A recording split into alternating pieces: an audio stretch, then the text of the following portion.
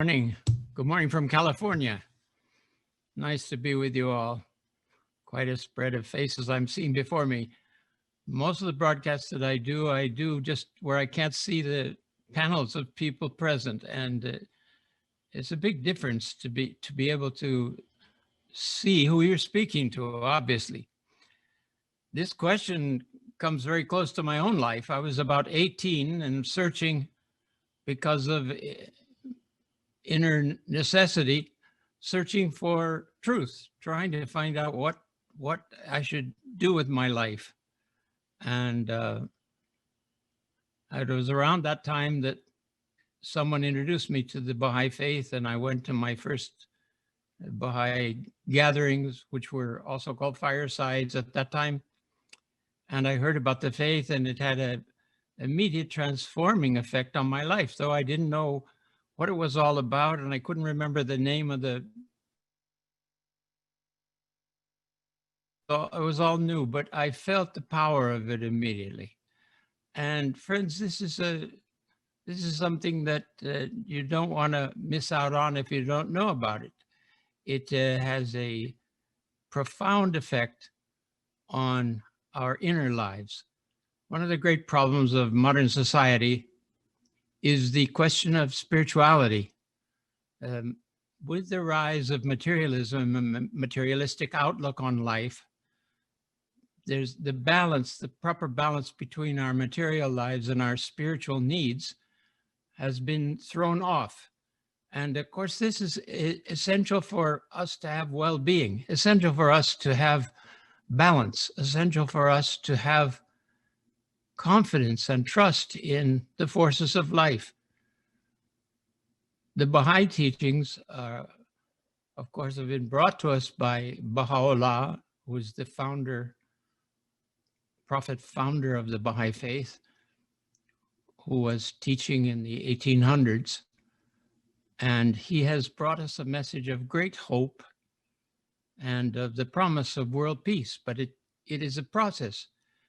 And he's explained that the forces of revelation that have been released by the verses and the books that he has left us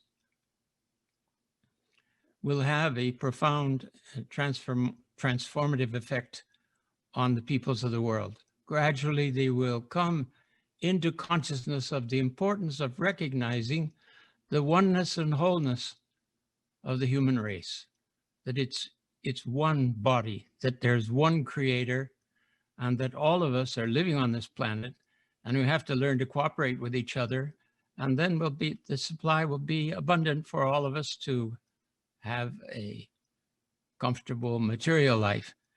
But at the same time, new powers, new spiritual powers will appear within the soul of the people. And this has to do with what Baha'u'llah says, that the one God, the one creator, the maker of us all, the sustainer of us all, not only the creator, he's not a creator that made something and then walked away from it because it didn't work out. He's on top of it all the time. He is sustaining everything about us. We're told in the Baha'i teachings that the power of God maintains our soul, and our soul maintains our bodies. And that soul has been endowed potentially with spiritual light, with light of justice, with the light of wisdom, but it requires contact with one of these great messengers of God to awaken that potential. And our problem in modern times is that so much of religion has deteriorated because of the introduction of false inferences and interpretations and ideas and dogmas.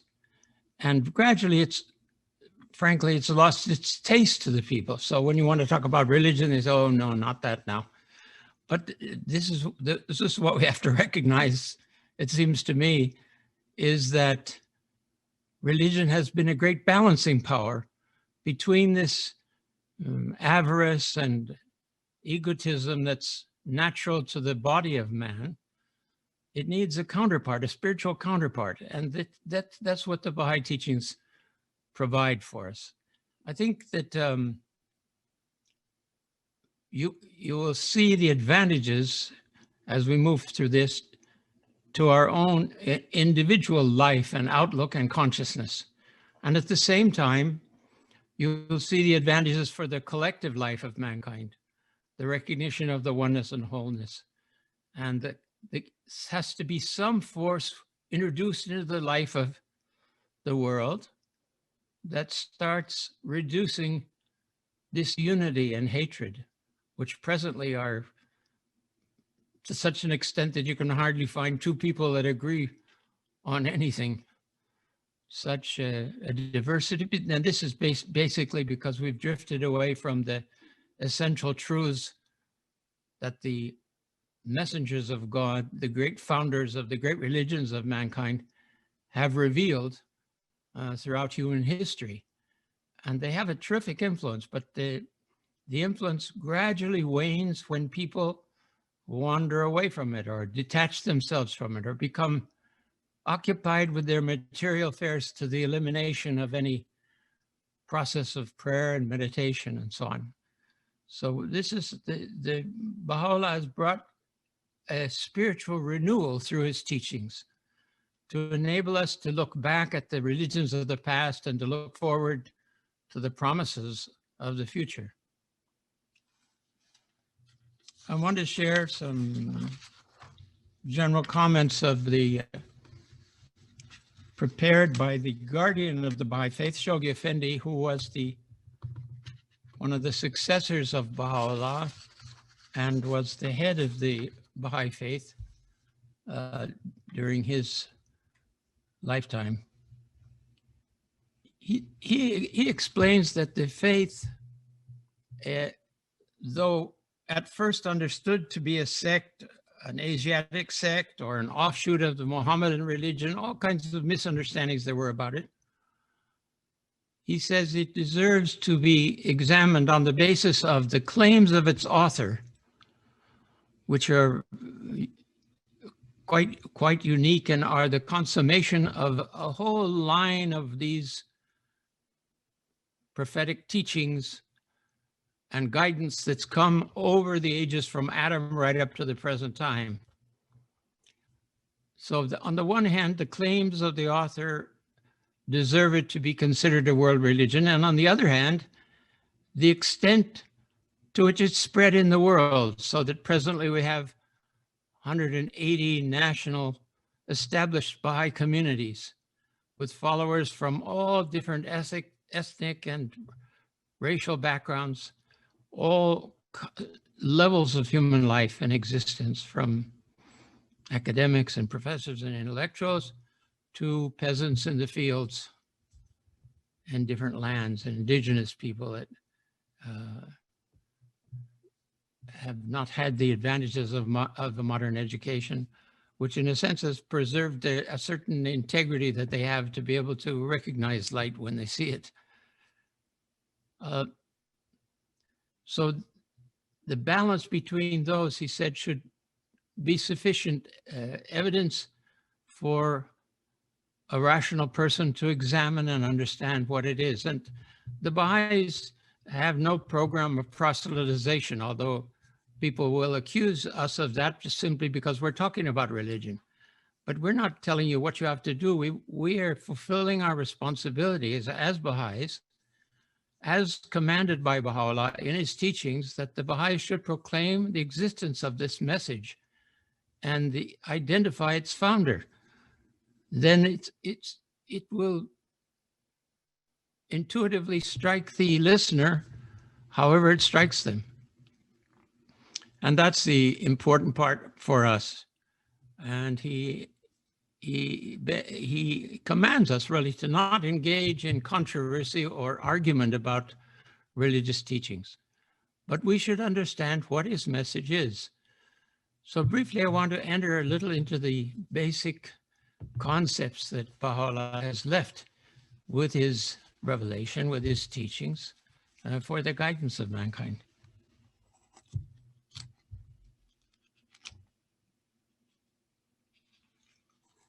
He explains that this faith that he's brought this community that he's established is destined to evolve in time into a world embracing commonwealth, gradually through the recognition of the peoples of the world.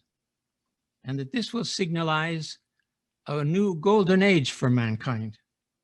And in this golden age, the unity of the human race will have been established, unassailably established. Its maturity will have been attained, the coming of age of the human race, and its glorious destiny unfolded through the birth and efflorescence of a world-encompassing civilization. Imagine a civilization in which all the peoples of mankind are invited to contribute their gifts and their understandings. As far as this maturity of mankind is concerned, Baha'u'llah lays out a vision that's been elaborated by his successor and his son Abdul-Baha in his travels across North America in 1912, that the human race has been gradually guided and educated through a series of revelations. And these go way back. Many of the prophets and founders of religious communities have disappeared. We've lost proper trace of them. Maybe we know names, but we don't know their teachings. And some of the great religions were so far away from the founding of them that we only have the teachings of their followers and not the words of their original initiators. So this is very much the case with Buddhism. But in the line of the Judeo-Israeli line of prophets, we have Moses, we have Abraham, and then we have Moses, and then we have the lesser prophets of the house of Israel. Then we have the coming of their promised Messiah, Jesus Christ. And then we have the arrival of Islam. And if you read of Islam's prejudices of modern times and of the degeneration of various movements, radical movements within Islam, which are not in the spirit of Islam at all, you can see how the spirit of Islam has influenced the development of the human race in a great deal. I mean, the Muslims were the first ones to initiate universities and the study of various cultures. And Islam, of course, spread from Spain all the way to China.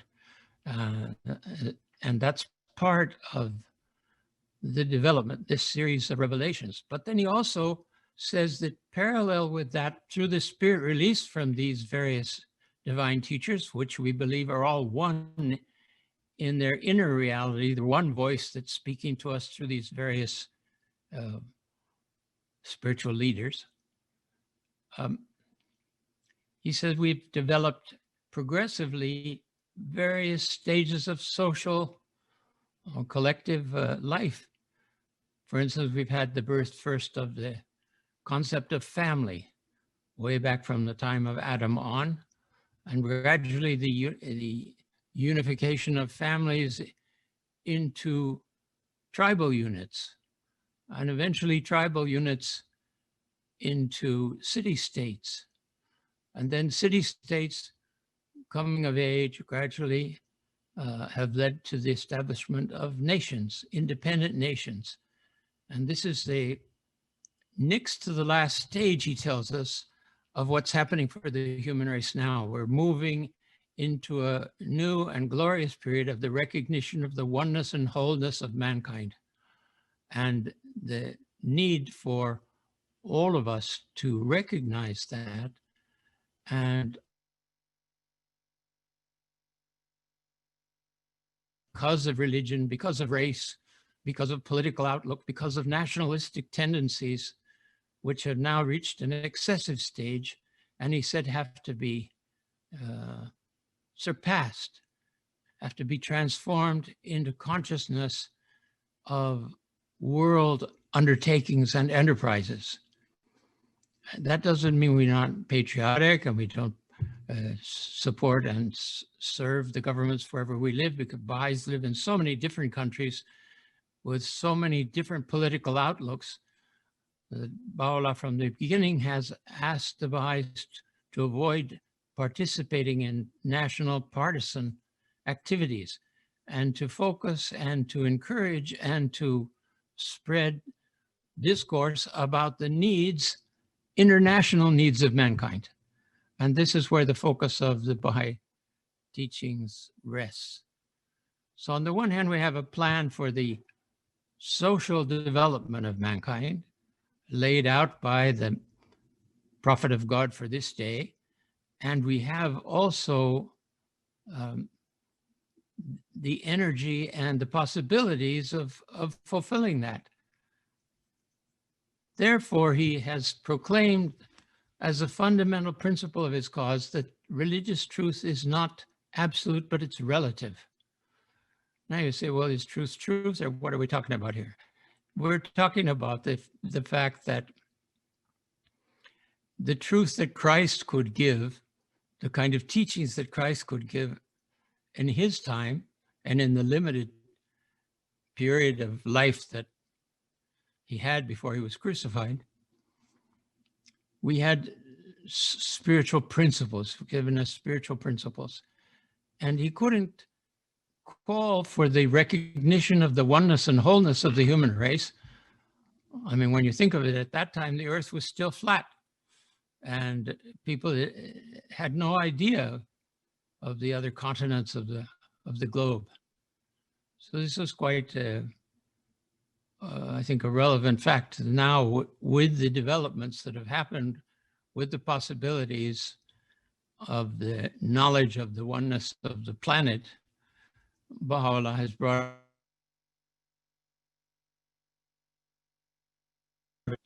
the spiritual teachings of the manifestations of God are all one and complementary. There are differences in the social teachings dependent on the age in which they appear. So we have the elimination of food laws now that were constricting us in the past because mankind hadn't developed science sufficiently to understand what were the sources of illness. And mostly it was thought that they were launched on the wind or on breezes or something like that, or what you breathe in, which had some truth to it, but not enough to keep us from eating pork that was past its prime, so to speak. And the same thing with fish and some of the other food laws that are given. Those things change. The adjustments to the laws of marriage and of divorce are another aspect of religion which has been evolving and has new aspects to it for the day we live in. So this basic principle that Baha'u'llah has brought, besides that truth is relative to the time we live in, let us imagine a flight of imagination, that the recent reports we have that there have been incursions by beings of some sort from another planet that have come to the earth and have been sighted, and there's no explanation, proper explanation for that yet. Science is going to have to follow that up. But say we had contact with another planet, we would need another message, another prophetic message from our maker describing what should be the laws and circumstances in which we relate to each other to provide for the well-being and development of that relationship. Again, religious truth relative and not absolute. Baha'u'llah brings us the greatest outpouring of spiritual teachings we have any record of in human history. His teachings filled in more than 100 volumes, and they're written and sealed so that we're not up against guessing at what they were or wondering if this is a true teaching, which was the case with the other holy books in the past, except for the Quran itself, which Baha'is believe was also a divinely revealed text for the guidance of mankind for that period. The various religions have teachings about the coming of another manifestation or not, that have become established, and they're not based on their holy books, or they are based on their holy books, but the prophecies were symbolic. For instance, you want to say that if I say that we believe that the reality of Baha'u'llah is the same reality as Christ, and this represents the return of him as a messenger of God for this time.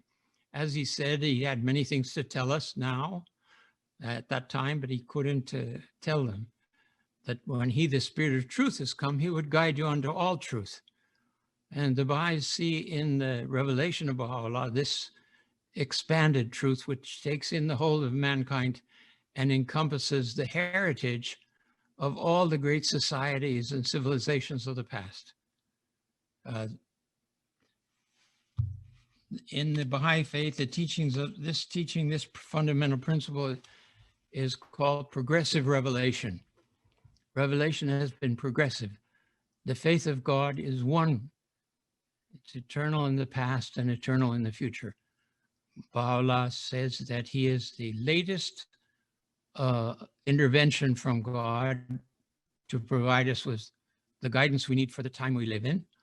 But he also prophesies that after 1,000 years, another messenger will come, and that this succession of divine teachers is the way of God. It has been his way in the past and his way in the future. Now, he also explains something, because we all have had our moments of wondering, well, what God is, who is God?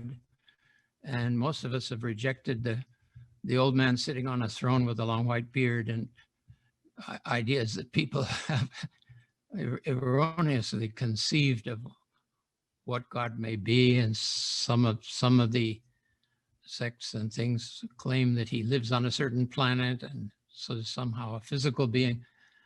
Baha'u'llah says that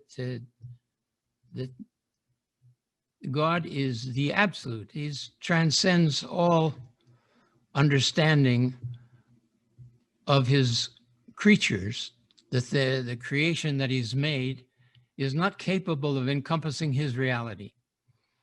That anything that you may believe, or that we may believe about that is God, actually isn't God.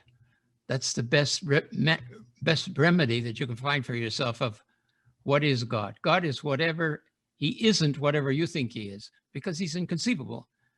Now, that presents us with a conundrum, because we are told in all the religions, and emphasized again in the faith of Baha'u'llah, that we're here to know and worship God, to know and understand our Maker.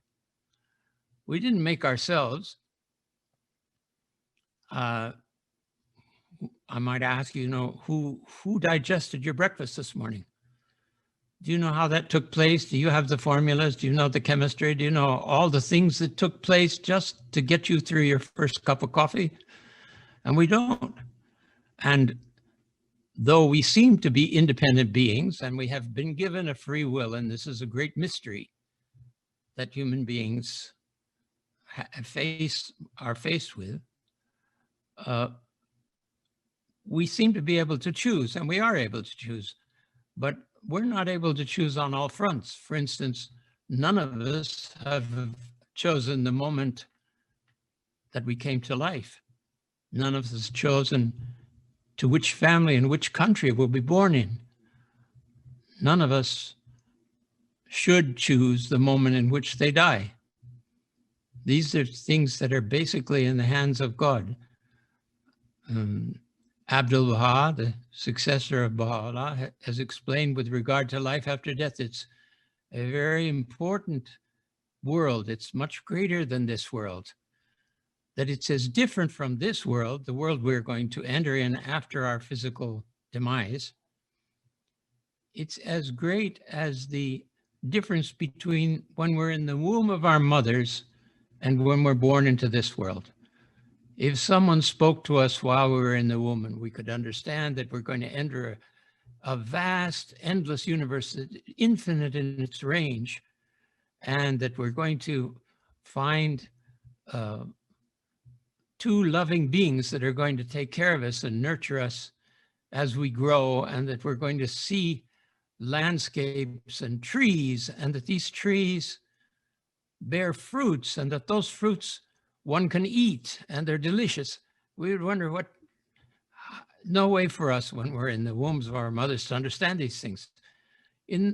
Likewise, Abdu'l-Baha says that the next world can't be fully revealed to us. And if a clear picture was given to us by the prophet of God in the writings, in the texts and scriptures, that we would take our own lives because it's so glorious, and we wouldn't stand to remain in this limited condition that we're in. So because that's a rebirth, that's a birth into another condition. And he said, you will be called to account for your actions, as in the other religious teachings of the past, that what we do will make a difference to the future. So if we're asking, how can the Baha'i faith change your life? It can provide the basis for a reset or a newly awakened vision about the purpose of existence, about your relationship with the creator of us and sustainer of us all. Baha'u'llah says, while God is transcendent, he's also in the world, and his influence is in the world. Like the sun doesn't come down, its light comes down, and its light gives life to the planet. So God, through his divine messengers, endows the world with the light of divine revelation. And that has a profound effect then on how you view everything. And it moves you forward in a very important personal vision that then enables you to manifest the kind of love that you have from that discovery in a general application to humankind as a whole, and enables you now to begin identifying with the world community and with all the different peoples and the riches that contains. We have talked about that the mission of these various messengers of God are different stages in the spiritual and social evolution of humanity. Some of the general teachings I could mention briefly too. How are we doing on time? All right. Some of these would be slightly repetitive of what we're saying. One is that the Baha'i teachings uphold the unity of God. There's one God for the universe. Now, you want to get to know him, or you want to try to conceive of what he is. Just the fact that the universe is endless and that he's the God and controlling factor and energy provider and sustainer of this whole vast universe, and the intelligence behind it, the conscious intelligence behind it. How do we put that in our simple individual? And yet flashes of it come to us through the messengers of God's messages to us through the holy books. And that's what we want to bear in mind. Recognition of the unity of all of these prophets, which leads to the unity of religion in the world, because the Baha'i faith represents itself as the fulfillment of the prophecies of all these past faiths. It inculcates the principle of the oneness and wholeness of the entire human race. It proclaims the necessity of the unification of mankind, and that this unification is gradually approaching. And he claims also, and this is very essential, that nothing short of the transmuting Spirit of God working through his messenger can ultimately succeed in bringing this unity about. It's not going to come about simply because we realize that cooperation between nations is going to be helpful to us, although we will come to the stage of the spiritual unification, we're told, through a social unification, a political unification of mankind, gradually, as the nations realize how interdependent they are, they will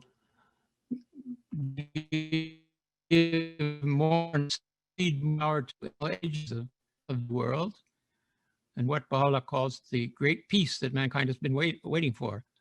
But then he says, beyond that is the most great peace, which is the spiritualization of that political unification of mankind. Baha'u'llah condemns all forms and manner of prejudice and superstition. He proclaims the harmony, the essential harmony of science and religion, that these powers, both of religion and of science, are an effulgence from the divine world, from a higher world, and that God himself, through his messengers, through his manifestation, as we call them, manifestations of God, distributes the knowledge of different tools that we need. So scientists, the ones who are on the leading edge of looking into different matters, oftentimes themselves simultaneously inspired with some instrument, with some new invention. How many countries claim to be the inventors of the telephone? You know, wherever you live, you say, well, my country does. But there's a number of them that do. Who invented aviation? That's also, when the time comes, the power is released for these scientists to be able to move into a new age of development. So this is probably the same way with the evolution of digital knowledge. Interestingly enough, Abdu'l-Baha, the successor and interpreter of Baha'u'llah's teachings, when he was in the United States, wrote in a letter that because of the greatness of Baha'u'llah's revelation and its release into the world, everything is going to change. Now, if you look back from the middle of the 1800s, how from the very inception of the Baha'i faith, the first telegraph was sent, which the content of it was, behold the wonders that God hath wrought.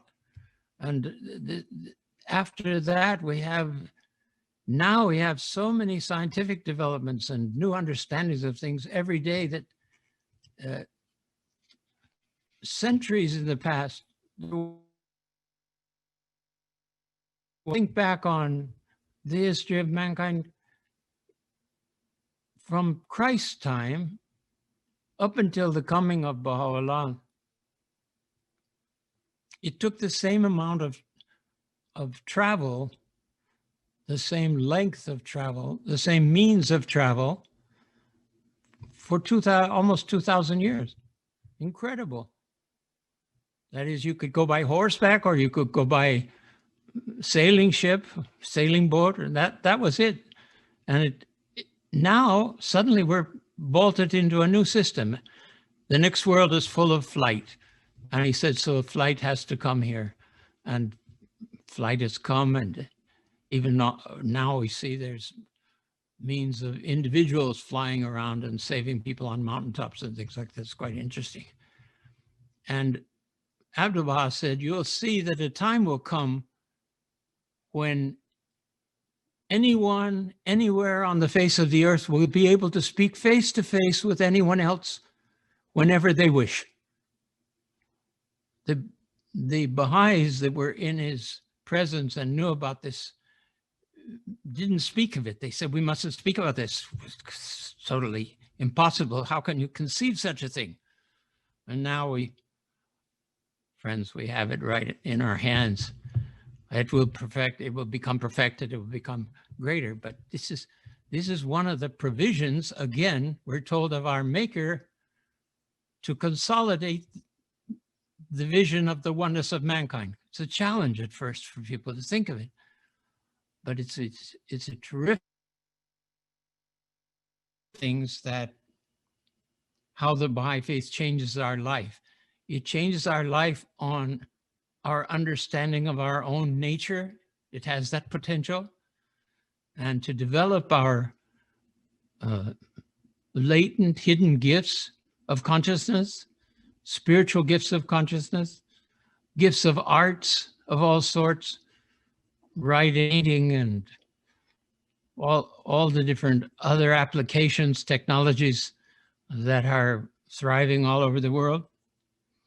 And it has the power to change our lives on how we look at other people. And it calls us to be forgiving and understanding as our Maker is forgiving with us.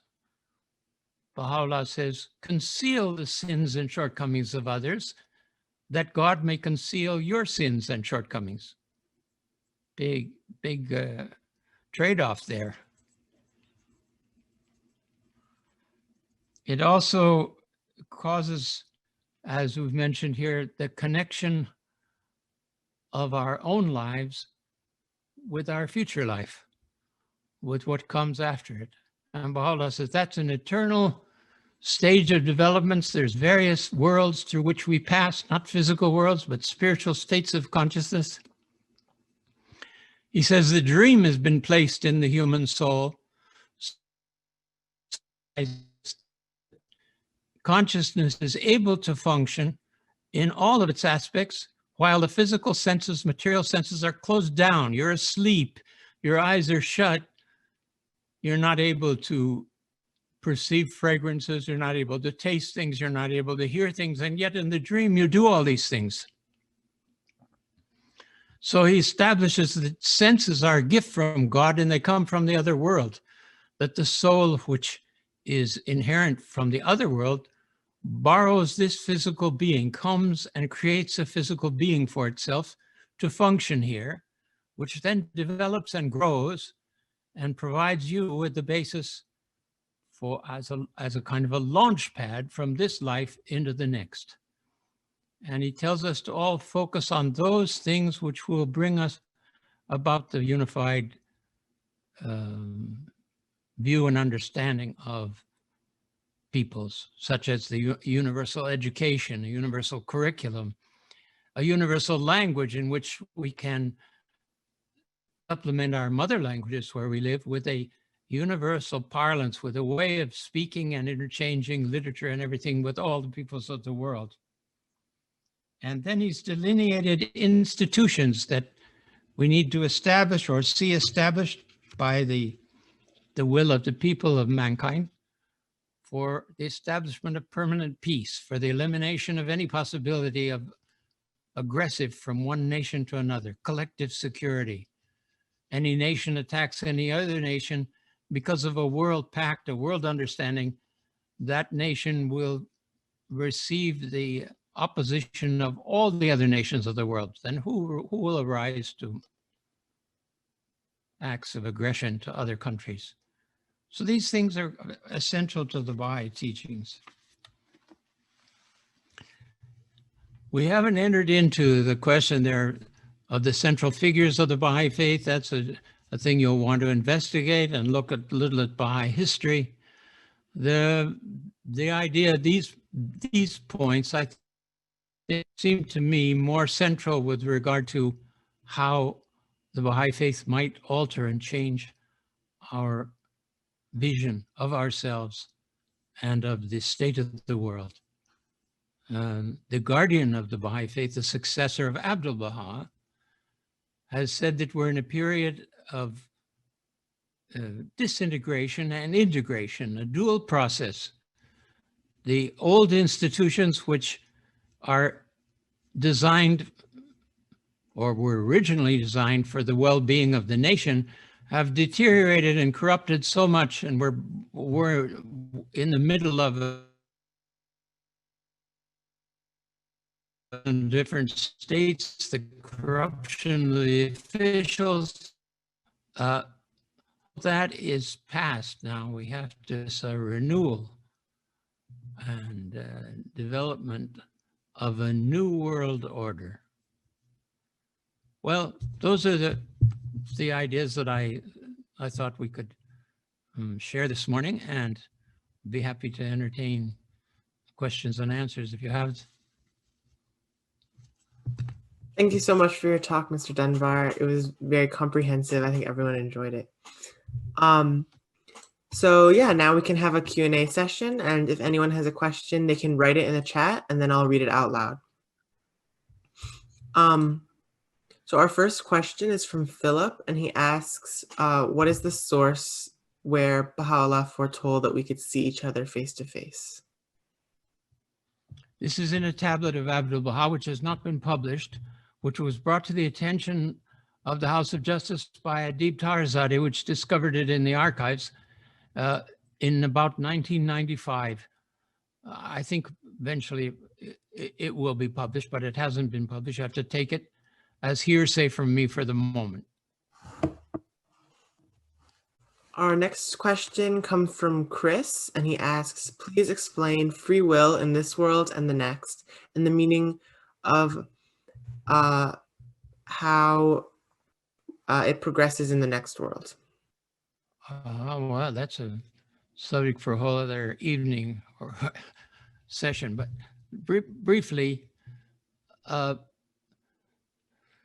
it's been given to us and this is called a mystery in the Baha'i faith. The mystery of free will is one of the great mysteries, fundamental mysteries of religion and of life.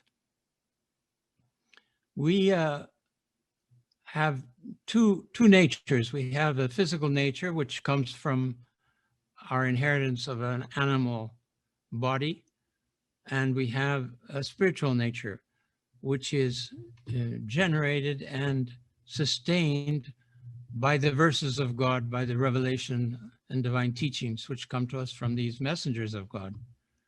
Now, there are insinuations coming to us through the influence of our body and of two great veils that keep us from fully accepting the spiritual side of our nature. One is self-love, egotism, pride of ourselves, which is so essential to our animal, really to our animal nature. And the other is carnal desire, the passions that come with a physical body, which tell us that, well, this feels good, it doesn't hurt anybody, why can't I do these things? Because we have all kinds of laws suggesting that we should be faithful in marriage, that we should be chaste in our moral lives. This is a challenge. Nobody is perfect, but we are told we should be consciously making efforts towards controlling our lower nature and to subduing this pride. So free will it stands in the middle between the influence of the evil whisperer on one side, which is our lower nature, so to speak, and the influence of the verses of God, which is sustained, he tells us, by inspiration from hosts of spiritual beings, which are, some of them are conscious of what we think about and suggest and insinuate things to us. It all appears like we're picking and choosing, but we're under terrific influence, he tells us, from these other forces. And when we get to the next world, he tells us that this accumulation of how we act, what we choose. Again, I'm going to quote something that you'll say, well, where is that? And that is, the Bab says that the will of God has been created for one reason, and that is to choose. The individual will, free will, has been created for one reason, and that is to choose the will of God. Any other choice or use of it is illicit. That is, it's not allowed. It's not part of the divine plan. So free will is to choose the good and not to choose the evil, and that we will have to bear account of how we managed that and how we served our fellow men, how mankind was, the human world was the object of our prayers and our development, and we're trying to contribute positively to the ongoing civilization that's around us. And when we get to the next world, that account will be rendered. And he indicates in the writings that it will be rendered by us ourselves. We will witness the whole thing, and we will know right where we stand, whether we did enough or we didn't do enough. And Baha'u'llah, in one of his messages in a book, marvelous book that you should get for yourselves, called The Hidden Words. In The Hidden Words, he says, with regard to attempts to live a good life and serve mankind, he said, seize thy chance, for it will come to thee. And he tells us that we can, by the will of God, by the gifts of free will that we have, we can progress spiritually through different stages of development here. And he lists the stages of the development of the soul in different tablets and so on. So he can kind of see how we're progressing. But when we get to the next world, that doesn't happen by acts of free will. That is, we do not change states. We do not change into higher conditions of vision, which is possible here. So pretty much we establish where we're going to start in the next world through what we do in this life. But in the next life, he said, that's left to the mercy of God. As we change from one state to another or pass on to another world, however that is, we don't have a clear vision of it. What we do have is that the next world is a very active, complete world, and all the gifts and wonders of this life have come from that world, and that we're not going to lack anything there. We're going to have everything. And we have societies, we have interrelation with friends, we have the closeness of spiritual counterparts, we have all the access to the wonders and knowledge of God, and the presence of the manifestation of God, who represents God in that world as well as this world. There's a whole lot more, but maybe that whets your taste to go and check the Baha'i writings about it. You have to remember, I'm telling you my understanding of these teachings. In the Baha'i faith, we don't have any clergy, so it's an explanation of those who learn the writings and try to share them with others. But everyone in this day has to be educated sufficiently so that they can go to these writings and read them in their own languages and with their own knowledge, draw their own conclusions. Thank you. So our next question comes from Wilmer, and he asks, please explain the importance of learning how to decode and understand our dreams for self-development and spiritual awareness. Yes, briefly, Abdu'l-Baha says there's three kinds of dreams. One dream is a reaction to our daily activities, kind of a nervous frenzy. So we're in a state of preparing for our examination in college, for example, and we're studying long hours every day. And then in our sleep, we're wrestling with questions and answers at the same time. Or we've been busy on an assembly line doing something that we do repeatedly. And in the night, then that goes on. It doesn't give us much rest. It's a nervous kind of reaction. He said that's one stage. Second stage, he said, is dreams that are symbolic in character, where things are not what they have to have an interpreter to try to understand that, So you may see as one of the natives in Nicaragua that we taught the faith to, shared the faith with. The second time we saw us, he said, I saw the clergy arrive in the village where I live, and they had a horse which attacked the white horse of the faith that you'd left. This horse attacked the other one, and gradually the people came and watched this battle, and they settled with the horse that you had brought. How do you interpret those things? So we all have these things, but we don't always know. And Baha'u'llah says you could consult some of the books of ancient times, have clues to how to interpret And I'm sure we've all heard in our families or in our associations, people having strange dreams and trying to understand them. So that's a second kind of dream. And the third kind of dream, he said, is actually a disclosure, spiritual disclosure, where you see one of the messengers of God or Abdul Baha or whatever, a radiant angelic host, and that he said those are true disclosures. Or you see friends that are very close to you and you see the light coming from their eyes, you embrace them, and it's just a spiritual greetings of some from the other side. It's possible sometimes to have a connection with souls who've passed on, but generally we don't, because too much knowledge of that would imbalance our determination to continue living here. Thank you. So our next question is from Armin, and she asks, can you briefly explain the Baha'i administration and the Baha'i voting process? That's also another evening of activity.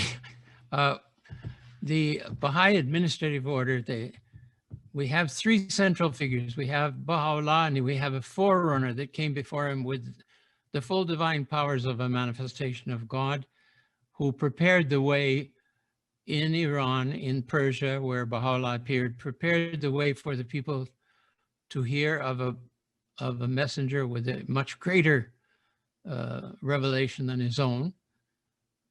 His name was the Bab. So we have the Bab, then we have Baha'u'llah, then we have Abdul Baha. Abdul Baha was given the power of an interpreter of his father's teachings. And he wrote a will and testament establishing elements of the holy book of Baha'u'llah with regard to the future, that called for the establishment of a universal house of justice, which would stand at the head of the Baha'is, an elected body. And also he hinted at certain other developments which had to do with the succession of Abdul Baha with a leader. And in this case, he named his grandson, Shoghi Effendi, as the guardian of the Baha'i faith. And the guardian set out to fulfill the requirements of the will and testament with respect to building up wherever Baha'is were. They elected local bodies called local assemblies for the present time. They are local houses of justice in terms of the laws of Baha'u'llah. And those local assemblies then at that stage elected delegates. And now we do regionally from a number of Baha'is, we elect delegates from all over the different countries that meet in convention every year to elect a national spiritual assembly that looks after the national affairs. So you see, we don't have any clergy at any level. We have elected bodies of the most capable Baha'is, the Baha'is we feel inspired us to elect them. And those members of the national spiritual assemblies, every 5 years, are called on to elect the Universal House of Justice, the first of which was elected in 1963. And that has been in existence since then, and is the head of the administrative order, what's called the administrative order of the Baha'i faith, which, as you understand now, has councils at the international, national, and local level. These bodies then have other auxiliary bodies under them, committees and departments, and function in a variety of ways. And Shoghi Effendi has indicated to us that the energies released by the Bab and Baha'u'llah are forces that provide the motive force for the development of mankind in general, and that they become crystallized. These forces crystallize into processes, and these processes are administrative order, developing the administrative order. And that includes these elections, the establishment of Baha'i funds, the publication, translation, and dissemination of Baha'i literature, the expansion and consolidation of the body of the believers everywhere, and so on. So just briefly, there's an entire system, and it's supranational, it's international in character. Thank you. So our next question comes from Kaleem, and he says, I'm new to the Baha'i faith. Can we know more about your initial encounter with the Baha'i faith and how you got introduced, and which books you recommend for a beginner to the faith? Okay, now, I don't know if the rest of you blanked out, went silent as you explained the question, so I couldn't get the question. If you can repeat it again, let's see if we Sure. can hear it this time. So he asks, I am new to the Baha'i faith. Can we know more about your initial encounter with the Baha'i faith and how you got introduced, and which books you recommend for a beginner to the faith? Yes, I can tell you a little bit about that. I had a friend who was connected to a number of actors and people involved in theater in Los Angeles. He was actually half Hungarian and half Czech, and when he was 18, his parents, it was about 1939, 1940, his family saw what was coming with the Holocaust. And he was of Jewish origin, and they pooled together some finances and they sent him to America all alone. And all of them went to the ovens and died, all of his relatives. Amazing. And he was left alone. And eventually he found the Baha'i faith. And eventually I found him, and he told me about the Baha'i faith, he and his wife. And they took me to a Baha'i meeting, and there was a woman speaking about the Baha'i faith. Her name was Virginia Foster. She was quite prominent in the second 7-year American teaching plan as a traveling itinerant teacher. I was like a nightingale. She spoke so beautifully, and she spoke about the progressive revelation, and she spoke also about the Bab and about his martyrdom, his sacrifice. I was given a book. They wanted to give me something called Baha'u'llah in the New Era back then, but they gave me Living. And I remember that at the time, the lady that gave me a copy of that, she said, oh, you know, this is the pure Baha'i teachings. I don't know if it's going to be too much for you or not. I said, no, I think I would like to try that. I would like to try the pure Baha'i teachings. Thank you. And Divine Art of Living settled on me perfectly well. It was such a marvelous collection of quotations from both Baha'u'llah and Abdu'l-Baha. And I can recommend that too. But we have, now we have a number of introductory books, but you'll want to eventually, perhaps you can find a copy of this Baha'u'llah in the New Era. And then also we have Ruhi courses in the local Baha'i communities to ground us in training program for participating in Baha'i community life and so on. But apart from that, that course highly recommends individual study of the sacred writings of the faith. And there's one book of Abdu'l-Baha, which perhaps would be the first one would look at, called Some Answered Questions. It has all kinds of questions about the nature of the manifestation, about the nature of the soul, about past religious teachings, and a variety of other miscellaneous topics. Great, thank you. So our next question is from Sohi, and they ask, Baha'u'llah talks about locks of the gates of our hearts. What is meant by this, and why is there a lock, and how can we open them? That's a good question. I think the locks on our hearts, again, are the veils. It's same like the veils that we were talking about earlier, which has to do with pride, ego, and carnal passion. These have to be subdued, consciously subdued by us as individuals. And that's an ongoing effort. And there's the possibility of failing over and over in any aspect of some decision we make, determination, we're going to eliminate this or eliminate that or help do this or that. And we find ourselves, as one of the early Baha'is, Dr. Getzinger, was talking to Abdu'l-Baha about this. And Abdu'l-Baha said that these tests and trials to perfect us are sent by God to us. And we have determined to make an effort to change some bad habit or custom that we shouldn't have. And that as often as we make the determination to change, we find we fail again. And it's demoralizing, and we turn back to God and we ask for strength to do better.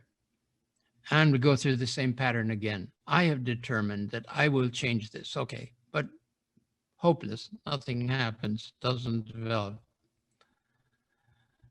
The Master says that you go on through that until you come to a time of desperation in which you throw yourself upon God and say, I am incapable. I have determined to change, and I am incapable of changing. And if it's not for your grace and mercy, I will never change. And then when that spirit of sacrifice of one's own will comes about, the strength comes to overcome the difficulty and problem. But it's like an onion. Under the one skin comes off, there's a new major challenge. And I think we all people realize who are making any effort to grow spiritually what the next challenge is that they have to face. And sometimes we say, well, I don't want to face that one right now. Can we do this one over here instead? You know, just kind of, interestingly enough, avoiding it. But it comes back to us. And through this process of tests and difficulties and calamities in our life and the various sufferings that we have, God moves us through the stages in the progress of our consciousness and spiritual awareness. Thank you. So our next question comes from Berdina, and she asks, does a soul have a will after leaving this life? What reference are there in the Baha'i writings regarding any will of the soul in the next life? Please provide a reference to related quotes in order to share with other inquiring Baha'i friends. Thank you. Yes, well, I think I often hear quoted in gatherings or meetings or understanding of the friends that we don't have any free will in the next life. I don't think that's correct, because we have everything we have here we take with us there except our physical body, and will is certainly central to our soul. The point is that we do not progress by will. Through here, we're able to choose and engage in activities and things, services of sorts that cause our soul to mature and develop. That doesn't happen there. But certainly we have free will. We would have free will. He says you associate with your loved ones. Well, associating with our loved ones, I pick and choose who I want to associate with.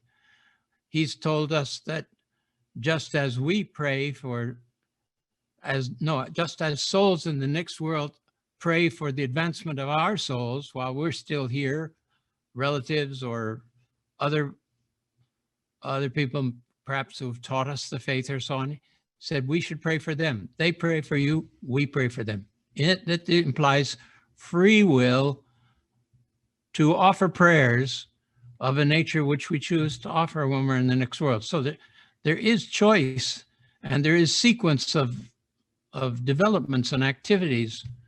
And I think if you start with that, you can think of other things that are related in the teachings, which give you an implication of free will actions in the next world. Thank you. Our next question comes from Adib, and he asks, due to the pandemic, on a local scale, we are seeing changes in our community where there are increases in the bonds of friendship between the friends as well as the community at large. These shifts from individualism and materialism towards unity are exciting. and the pandemic seems to be a catalyst for this. Are these shifts in materialism also being observed in other areas in our global community? Thank you for your time.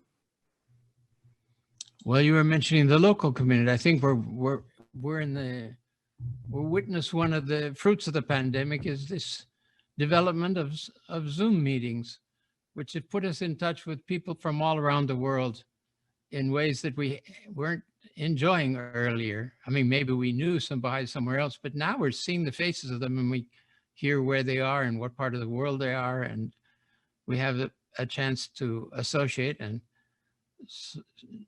I think this is going to lead to the evolution of different gatherings where perhaps we'll have a forum, and rather than just having one speaker, we have a number of people contributing to one theme. Or I notice now I'm being invited to Zoom meetings of summer schools coming up in different European countries, for example, and South America. That's all. It has a wonderful prospect. I mean, before you had to travel and your audience was limited, and now suddenly, you're put in touch with hundreds of people in a single meeting.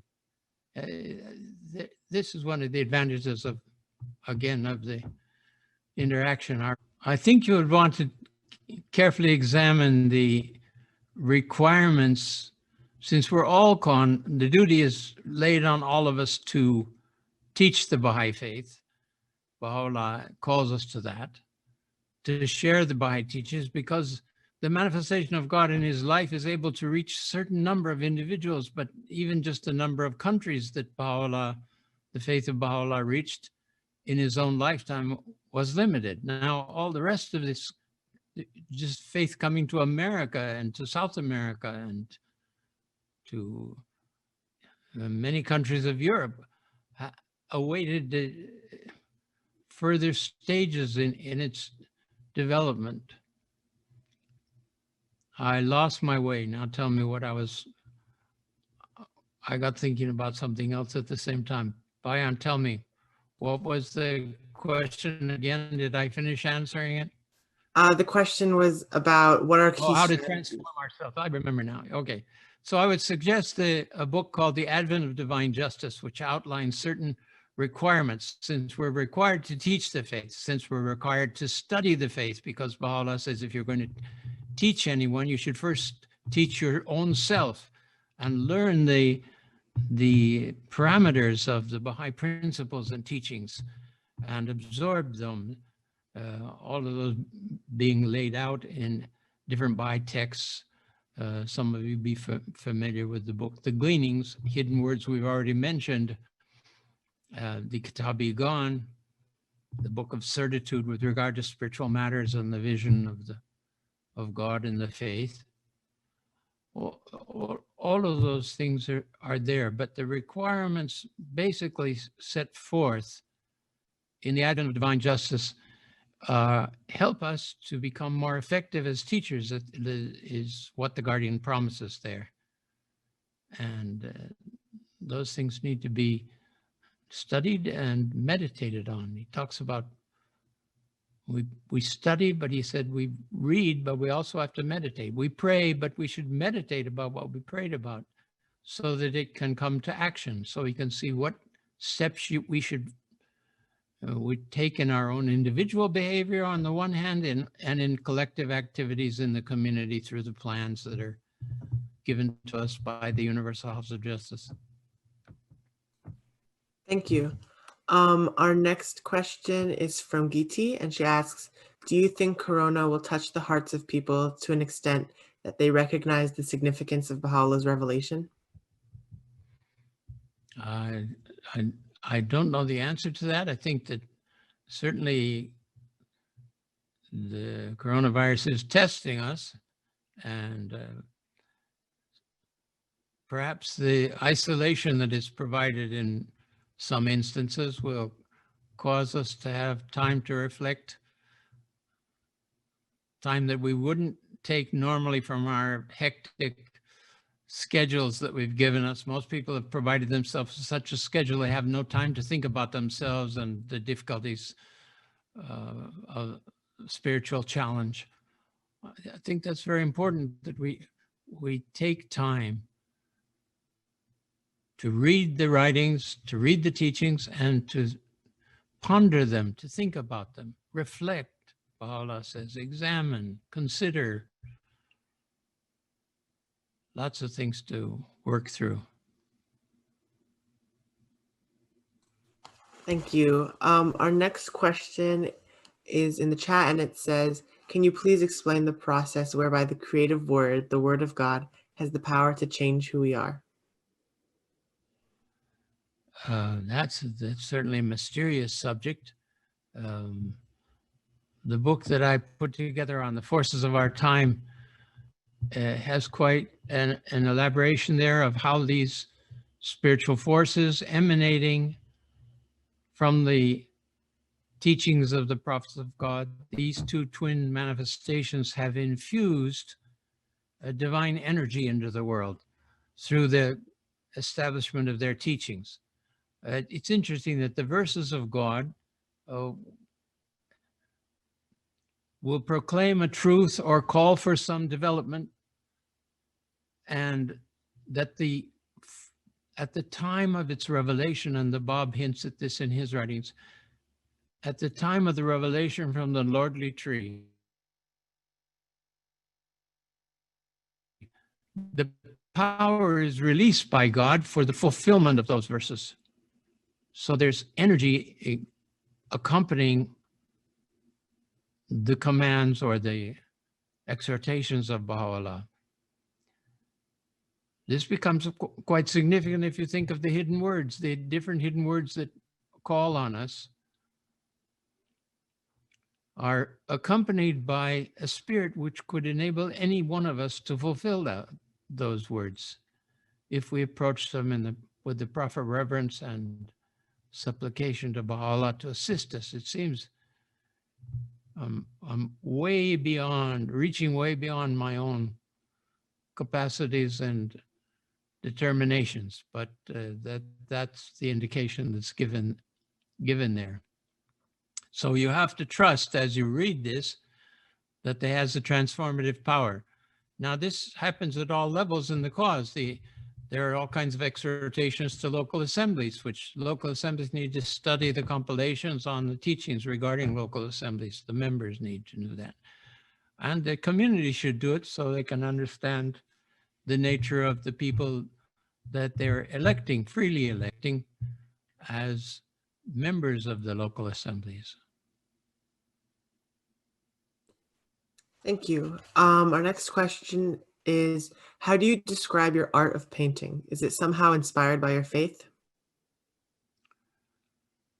Well, I hope so. I don't pray as I'm about to paint. I pray in the morning and I think about the Baha'i teachings as much as possible. But in the inspiration that happens, it's very spontaneous, especially with abstract painting. You don't have a full idea. You kind of experiment. There is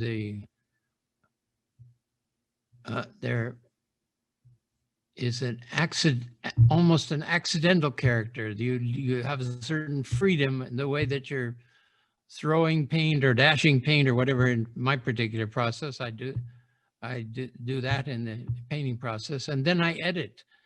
So it suggests things to me that then I work on and edit and eliminate or add, and the various levels of digestion of what I'm feeling.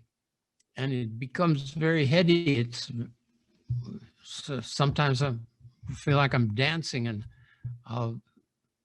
I can't contain myself with one canvas, and I'll have 3, 4 canvases going at the same time, adding things and waiting for them so that the development doesn't die out. And it's so stimulating, but it's very hard to crack into that state. And every time I leave it for any length of time, when I'm trying to get back into it, I'm faced with the denial. I said, so you're not a painter. What are you doing? You're foolish, wasting your time here. And so it's a struggle, especially because I was traveling a lot. Now I'm now that I'm here all the time with my art library and so on. Also, one can derive terrific inspiration from some of the other artists that are out there. Look at paintings that artists that inspire you, attract you, and confirm you. I feel very close to the work of Mark Tobey, who was a early Baha'i painter and became somewhat known on the world stage. Not too much remembered at the moment, but I think his time will come back because of his connection. He had 2 tablets from Abdu'l-Baha. He was a Baha'i from early on, and he made his pilgrimage and visited the Guardian, and all of these very interesting history as a Baha'i. Thank you. So I think our last question will be from the chat from Sandra, and she asks, can you explain the link between spiritual development and creative works and processes? Well, I think perhaps the last answer covers some of that already in the sense that one prepares their whole life spiritually, and then whatever activity we have tries to reflect the animation that one has received, the confirmation one has received, the assurance, the calm, the patience that's generated through interaction with the divine teachings, then it gets reflected in whatever activity we're engaged in, hopefully. And that's something that in my case, I was explaining as a creative process in painting, but also in the preparation of Baha'i books and materials and the kind of studies that you make and classes that we're able to participate in and so on. I think that's, it's a result of the application of how much you studied and served the Baha'i faith in a general way, serve Baha'u'llah in a general way that provides you with new levels of inspiration. Thank you so much. Thank you very much. This is a really great talk. Very patient and lovely to be with you. Thank you for your invitation. Wish you all the best.